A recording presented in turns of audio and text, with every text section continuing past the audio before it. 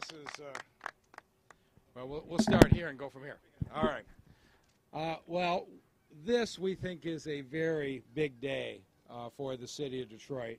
As everybody knows, the Malone family are major employers in this city. They're major property owners in this city, and we're looking to build stronger relationships. I came into a city that was known as a city of conflicts. Mayors fighting with council, mayors fighting with unions, mayors fighting with legislators, and with some of our business interests. And we've worked really hard over the last year and a half to resolve those conflicts. And there have been times in which there have been conflicts between the Malone family and the city of Detroit. And I think when you see the proposal today, you'll see that we are building a completely different kind of relationship, one that's good for their business and good for the community. One of the conflicts that to me has always been portrayed as a false conflict is between the expansion of the Ambassador Bridge and the building of the Nitsy Bridge. I've never believed they were in conflict. I am a supporter of both bridges, and I always have been. I'm an unequivocal supporter of the Nitsy Bridge, and I'm committed to do everything I can to support its construction as quickly as possible. But we also have a bridge here that's not quite a century old, but is getting there, and the idea of a second span, I think, would strengthen Detroit's position as an international trade crossing and as a logistics center, and it would be a very positive thing. And so that's been my approach. Now, a second span here is going to need state and federal and Canadian approvals and a number of environmental reviews. And we certainly are supportive of going through all of those steps in the process. But I also believe it would put people to work and help us long term to get that span built. And so when the Malone family approached me about a year ago about the support for this, we talked about the relationship between the family and the city. And I said, in my mind, there were two major issues that need to be addressed in addition to the span. One is the Michigan Central Depot. That is a critical landmark for this community. When you look at the redevelopment that's happening, I think we're going to see the day that the depot will get renovated, will get rebuilt, will get people moved in and get it reused. And I wanted to start down that road. And maybe I'm being optimistic, but I got to tell you what I've seen. I've seen the David Whitney building, Broderick Towers, buildings that have been vacant 15, 20 years, are now fully occupied. We just announced a few weeks ago the Brewster Wheeler Rec Center, everybody thought was going to be demolished, is about to be renovated and will be a permanent restaurant and community center. Last week, I was at the Packard plant, where a bombing plant that had been closed for decades has been reopened as a 200,000 square foot business for the Detroit Display Company. We are seeing landmarks in this community get reused. It's something that's a crucial part of what this city is about. We can't just knock down our landmarks. We need to reuse them. And so when I sat with the Maroons, I said, I need concrete steps that are going to be taken for the improvement of the Michigan Central Depot. Second, Riverside Park ought to be a jewel. I mean, you have very little, right? The people of Southwest Detroit have very little access to riverfront parkland. If you're on the east side, we've got several riverfront parks. Downtown, we've got several riverfront parks. But in Southwest Detroit, we don't have the kind of riverfront park access we should have. And to me, this is not my idea of a first-class riverfront park.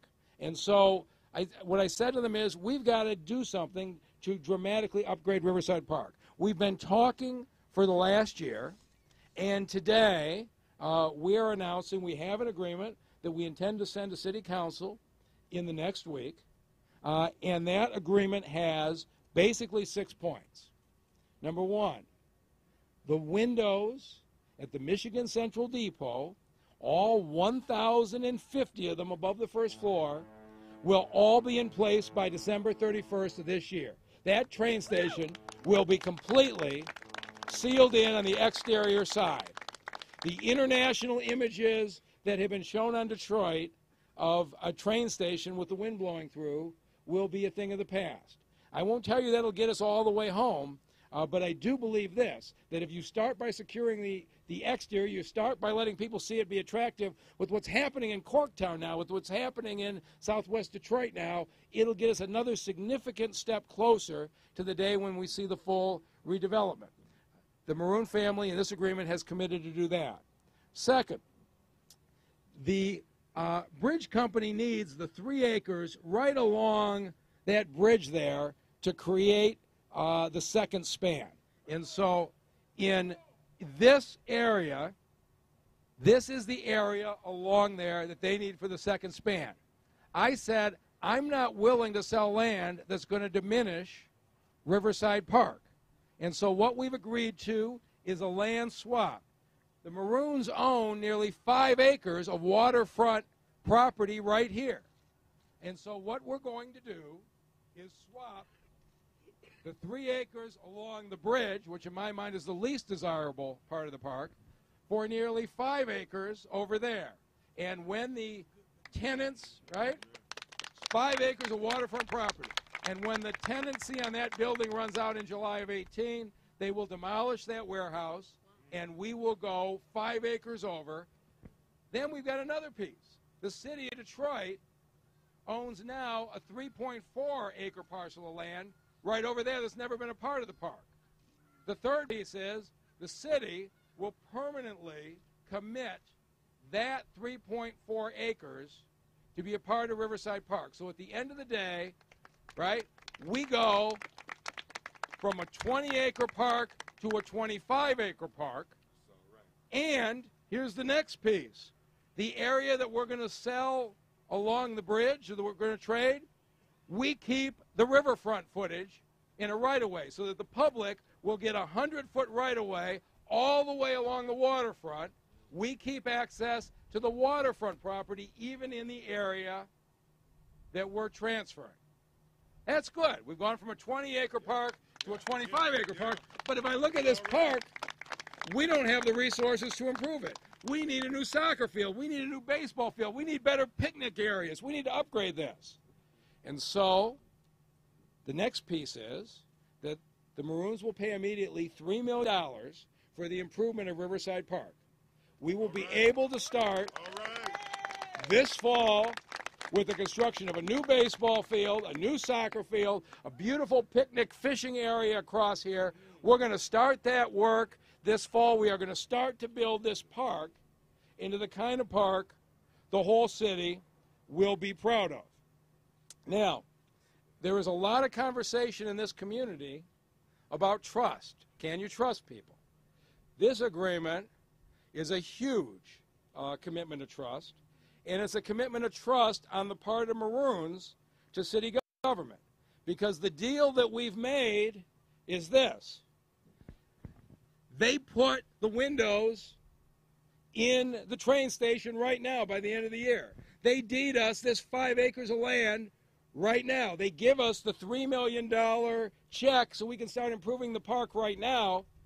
They're going to need to get state approval on the transfer of the 3 acres because it was originally bought with money for parks.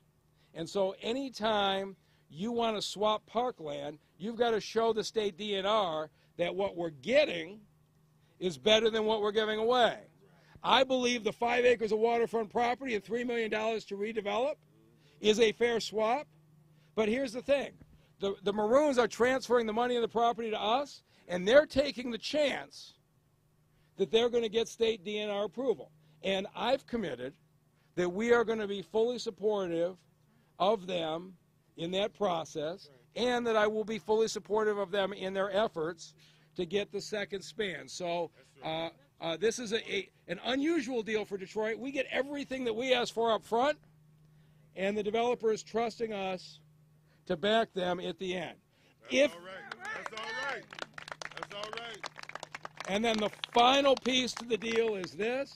If, in fact, they do ultimately get federal, Canadian environmental approvals and build that second span, then whatever day that may be, I don't know if it's 2 years from now or 20 years from now, whenever that is, they put another $2 million into the development of this park.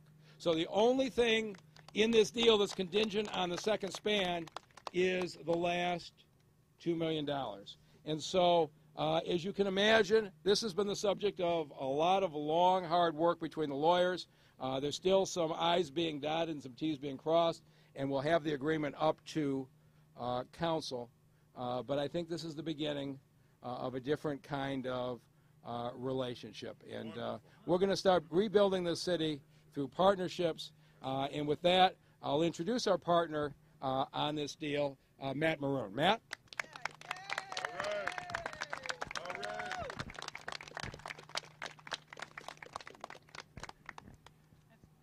From the first moment I met the mayor, he immediately asked me about the train station. Ever since that point, every time that I've seen him since, he asks me about the train station. So, I'm prepared this time like I have been the last few. So, Mr. Mayor, with your permission, I'll give you an update on the train station. Our new 9,000-pound high-capacity elevator is fully operational and permitted. The elevator, of course, has the strength and capacity to take all the windows to the top floor of the building and so on. The window fabrication is in full swing, and deliveries should begin in June.